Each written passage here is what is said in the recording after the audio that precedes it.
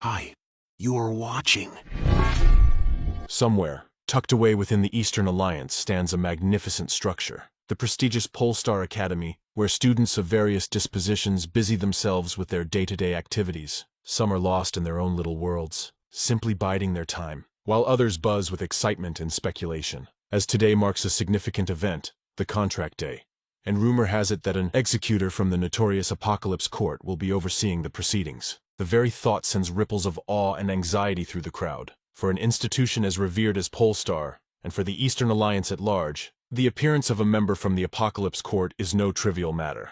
And this rumor is too good to be true, because even the high and mighty of the Polestar Academy and the whole Eastern Alliance consider it a massive deal when the Apocalypse Court steps in, and so not everyone's buying into the hype, but one guy in particular is swearing on their sources. He is saying this info came straight from overhearing whispers outside the principal's office. And the guy was confident since he wasn't alone when this happened as he was with Chen Feng, which Chen backed it up. And not only he had heard it, but he says that he had seen the member himself, and that she's decked out in all black no less.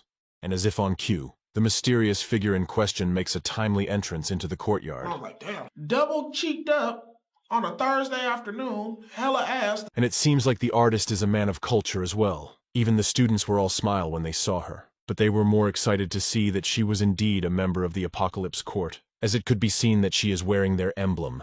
Meanwhile, Chen Feng remained relatively detached from the surrounding excitement, and therefore found himself wondering about the reason why the Eastern Alliance, known for its mystery and authority in the beast-taming realm, would send a representative to their modest Polestar Academy for the Contract Day ceremony. And the only logical explanation he could think of was that something significant might be about to happen. However, despite the potential importance of the event, Chen couldn't find it within himself to be interested. This lack of interest wasn't due to apathy or laziness. Rather, it stemmed from his unique position as a newcomer to this world. He was actually a transmigrator, and having isekai'd from another realm just a year ago. He lacked the innate talents and abilities that seemed almost commonplace in this new world, and he didn't even have access to any mystical system like those he had read about in the comics of his previous life. Nonetheless, Chen wasn't overly concerned about his safety, or the possibility of encountering monsters. The city was well protected by the Imperial Wall, a massive structure that had successfully repelled external threats for 300 years. Coupled with the renowned strength of the Eastern Alliance, this provided a significant layer of security. So that's that going for him. With these thoughts, he was convinced the least he could do is to just have to live a silent, normal life where he can afford a living. And to do that, he just needed to form a contract with a pet beast, even if it is just a normal or lower grade one. And his confidence was this low. As the higher one's spirit power rating, the more likely they could contract higher-tiered beasts. And unfortunately for Chen Feng, his rating was barely at a D level, severely limiting his options, and breaks all his hopes of a lavish and easy life. Or even the things like changing the world, becoming king, and composing legendary epics where the protagonist of the novels he read were known of. On the bright side, Chen's less ambitious path promised less hassle, and the possibility of an early relaxing retirement. And he wouldn't even have to wait long to see how the day unfolded. As the ceremony was about to begin, since a staff member abruptly entered the room, and with a talking bird that announced the need to gather at the sports field immediately. And in no time at all, the schoolyard filled with students, each eager and anxious.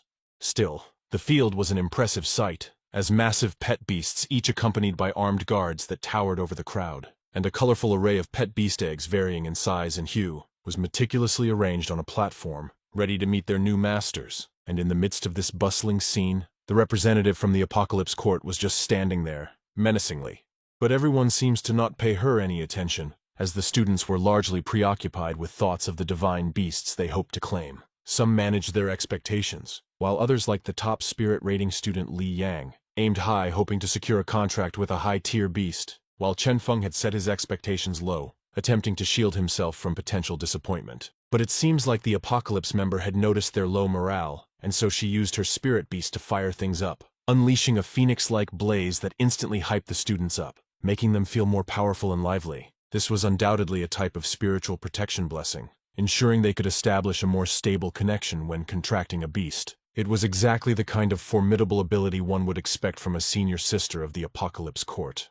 With the students now uplifted, she seized the opportunity to encourage them further, giving a speech about the importance of their choices and efforts in determining the strength of their bond with their new beasts. With that said, the contract ceremony began.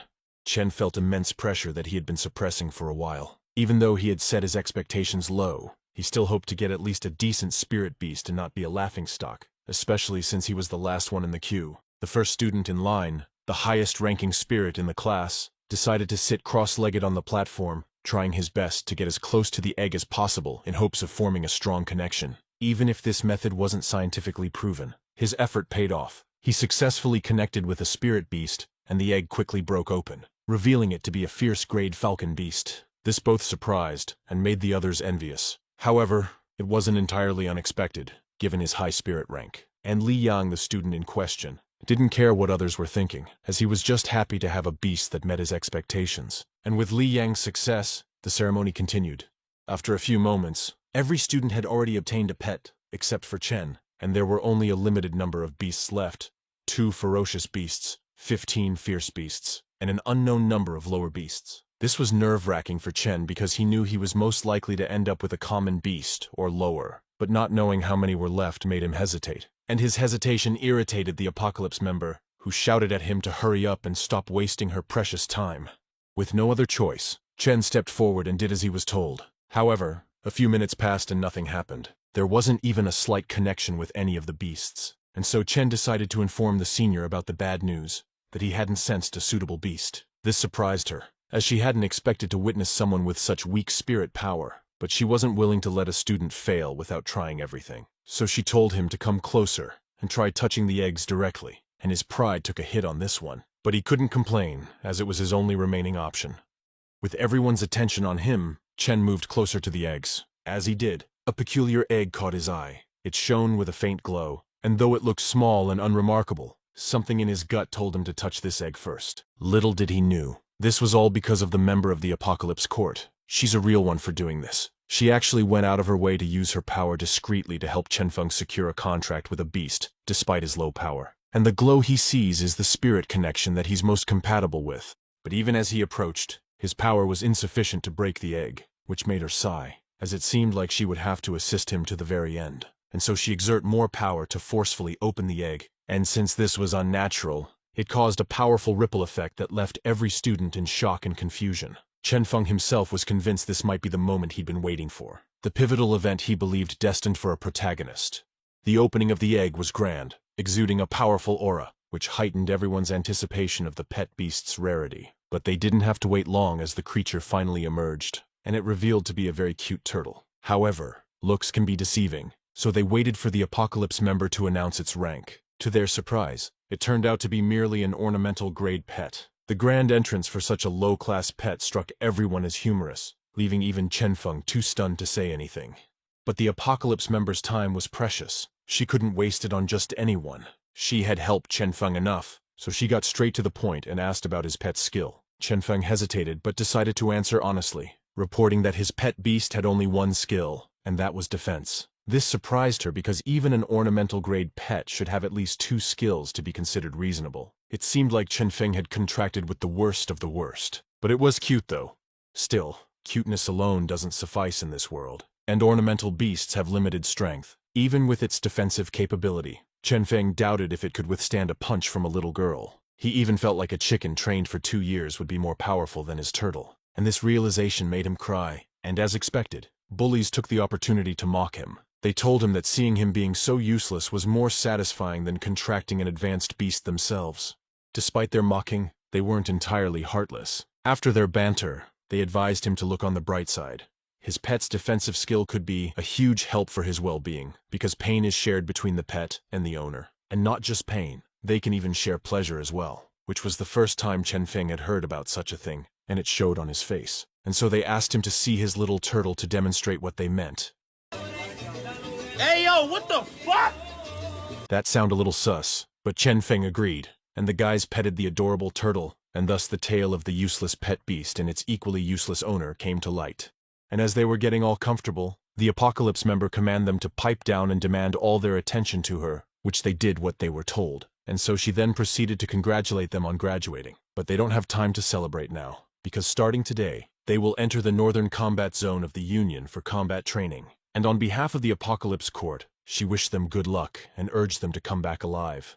But even with this reassurance, the students were in disarray. as they had heard that this year's combat training would be held in the most dangerous place in the Union's territory, the Northern Combat Zone. It was filled with fierce and ferocious beasts, and with winter approaching, conditions would be even more challenging, and Chen Feng was definitely the most worried of the bunch.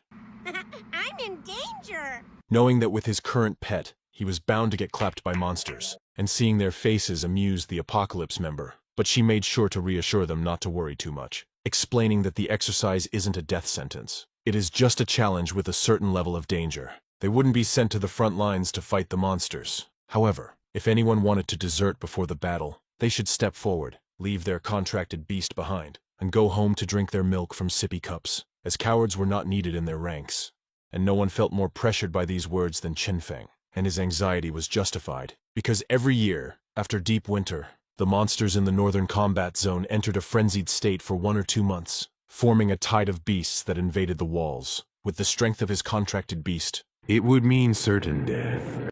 And he's not willing to die just yet, especially when he doesn't even know why he was just transmigrated here so suddenly. And so he was shaken and about to back down from joining the combat training. Luckily, the system came into clutch, appearing before him as it recognized that he had fully contracted a spirit beast, prompting for the system to be fully functional, revealing his stat window and granting him 6 unallocated stat points. Additionally, he could now see basic information about other tamers, most notably the Apocalypse member, who had a level 50 ferocious grade fire phoenix. And even without the ability to see its attributes and skills just yet, Chen Feng knew it was incredibly powerful.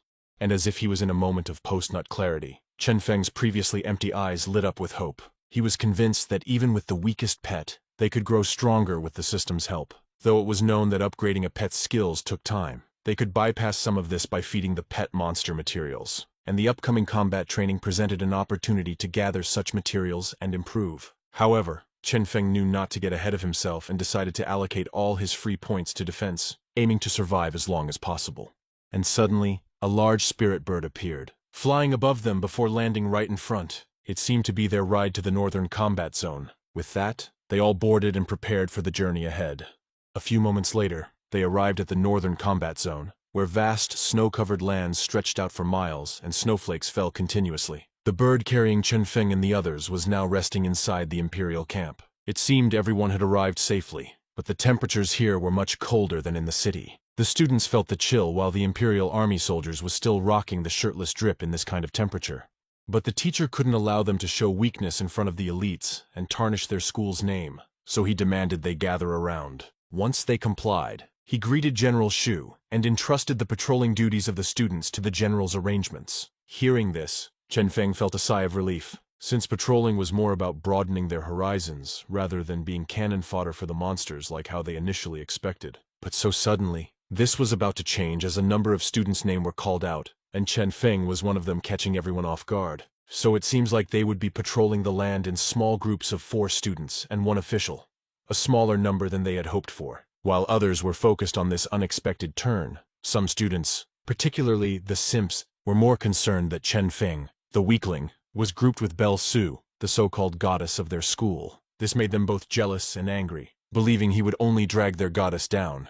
The odds were really stacking on Chen Feng lately. He couldn't catch a break for even a damn minute. But despite this, he pressed on with his new group, joining Captain Yuying, who was in charge of them for the time being. And he had a level 35 fierce beast with him and seemed to have a straightforward nature, as he skipped petty talk and directly told them their task during patrol.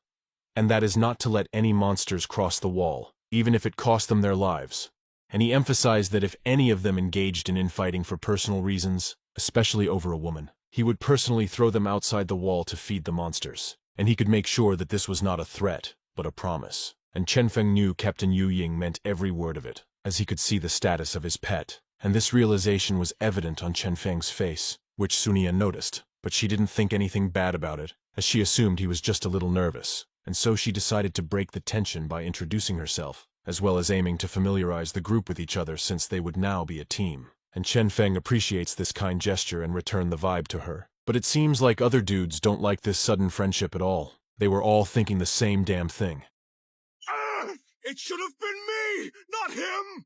It's not fair! A few moments later, as the deep night was illuminated by moonlight, the group began their patrol along with other groups. As they walked, Captain Yu Wing explained the importance of patrolling, He emphasized that it was a crucial part of guarding the wall of the Imperial Army. They needed to sharpen their senses to notice anomalies in the silence and find traces of monsters near the tall wall. However, some students contested this, arguing that it seemed easy since the area outside was so spacious and empty that any monster movements would be easily spotted. Their inexperience was evident in this reasoning, so Captain Yu Ying clarified that the monsters were very adept at hiding, especially during the continuous snowstorms of the northern combat zone, which would severely obstruct their vision. This mindset would undoubtedly lead to oversight. His explanation made them quickly retract their statements and fall silent. With that cleared up, Captain Yu Ying continued, advising them to stay vigilant, especially at night. As if on cue, Captain Yu Ying noticed something was off behind them. Prompted to turn around, he immediately recognized the situation. Despite the snow quickly covering the monster's footprints, its distinctive scent lingered long enough that even the snow couldn't mask it. This was something every student needed to be most wary of. The students were confused as to why he was looking at an empty space, but with the help of his system, Chen Feng's eyes widened as he saw the system status of a monster pop up. The monster was so well hidden that the others had difficulty spotting it. The only one besides Chen Feng to notice it was Sun Yan, who immediately pointed it out. It was a level 5 snow leopard emerging from the snow, and since its cover had been blown, the snow leopard went on the offensive. Meanwhile, Captain Yu Ying remained cool as he was grading the students, and he could say that he was already impressed by Sun Yan's alertness. But still, he wanted this first encounter to be a learning moment for all the students and to assess their capabilities. He would only intervene if necessary, and so he asked which team wanted to demonstrate their skills and earn points. But most of the students were actually bitch-made, freezing up on the spot, and even the top student Li Yang had cold feet. But Sun Yan wasn't like them. She was looking for all the smoke, rushing in with her beast without any hesitation like the monster owed them money. And they are brutal with it, as they easily made the monster to fall back into a defensive stance, which prompted her pet to continue on the offensive. Unfortunately, the snow leopard was more cunning than expected. It feigned an attack, only to then dodged in a split second to create an opening for a direct strike on Sun Yan, catching her off guard and leaving her no time to dodge. Meanwhile, Captain Yu Ying remained calm. From his perspective, everything was happening slowly. He even had time to feel disappointed, as it seemed he had overestimated them. These students truly lacked experience and battle IQ to be struggling like this against a common beast. With this, he was considering intervening to end the test, but to his surprise, the weakest one in the group was the first to react and take action. And he even made a smart move on short notice, taking advantage of the size of his pet by throwing it into the monster's attack path to defend Sun Yan. Even Captain Yu Ying was impressed by this quick thinking, so it seems like he didn't need to intervene for now.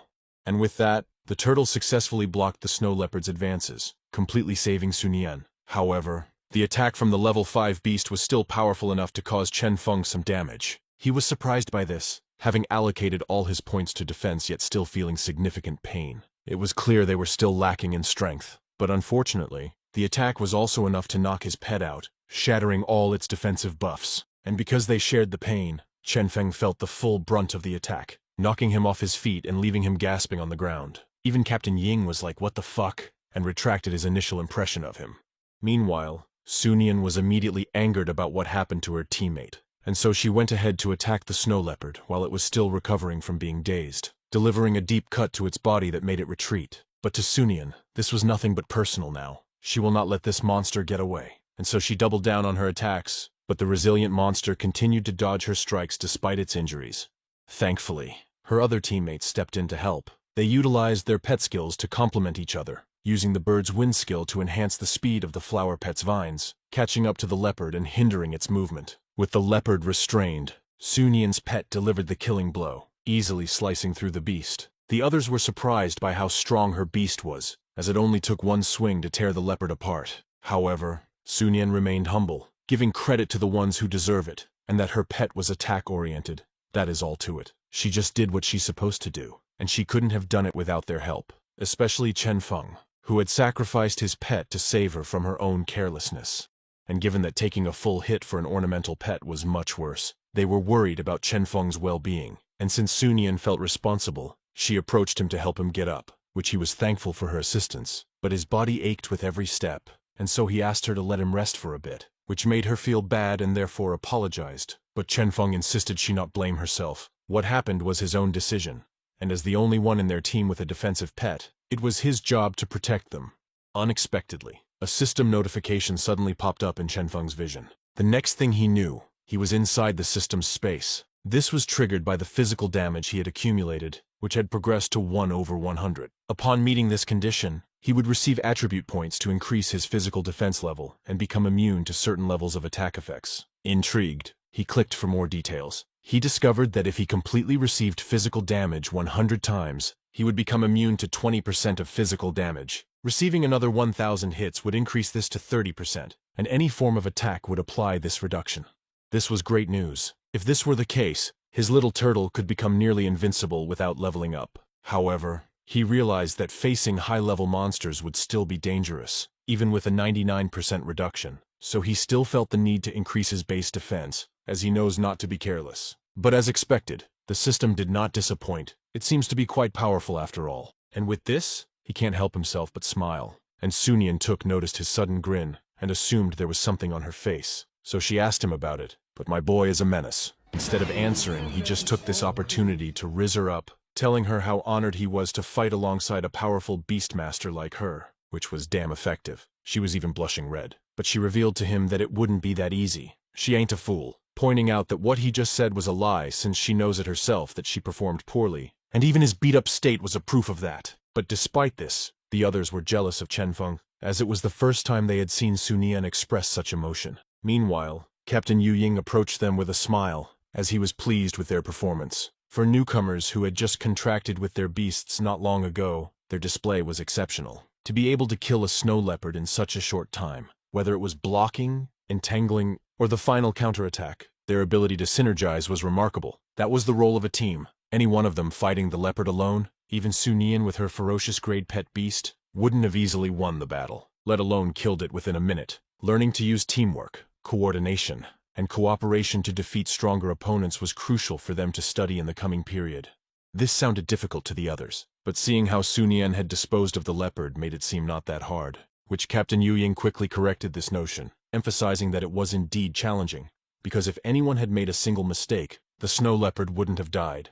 But then so suddenly, Captain Ying had felt another presence once again, which made him smile, as this was another opportunity for him to test the students. It is the second challenge given by the wall of the Imperial Army, and so he encourages the students that they better enjoy it as much as they can, which confused the other students as they don't have a clue on what the captain was talking about. But just like before, the more insightful Sunyan had realized what the captain was implying. She remembered reading that low-level monsters often traveled in groups, especially the carnivorous ones. But the snow leopard had charged alone, so it seems like there's a new monster species might be ahead.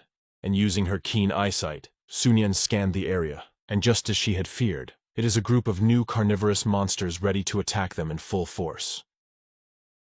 Hey, all jokes aside, if you like this commentary, like and subscribe for more. Peace.